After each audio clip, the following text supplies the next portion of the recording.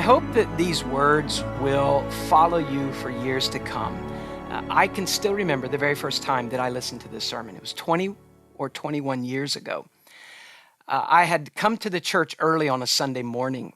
I normally do get there early, but I normally get there a couple of hours early, but it was daylight savings time, and I had gotten mixed up, and this was before smartphones. So I got there 3.5 hours early.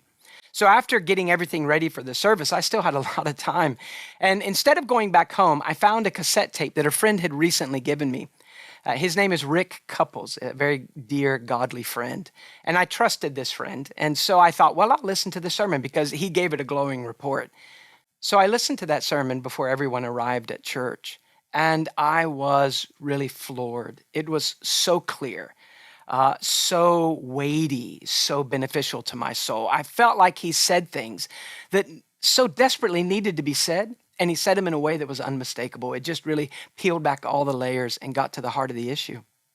So I talked with the other pastor at the time, and we agreed that our church needed to listen to it, and not just to recommend it, but that evening, we took that cassette tape and we found a cassette tape player, and we plugged it in, and the whole church for the service sat quietly and listened to a pretty poor quality recording of this sermon, but it was beneficial. It really helped the people in the earliest days at Christ Church. This was in the first year.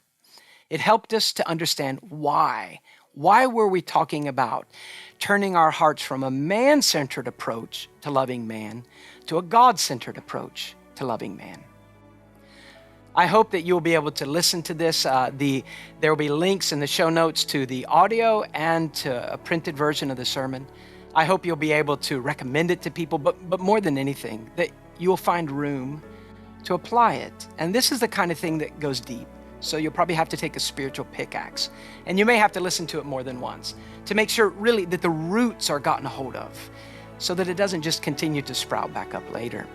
A God-centered religion, the most delightful thing.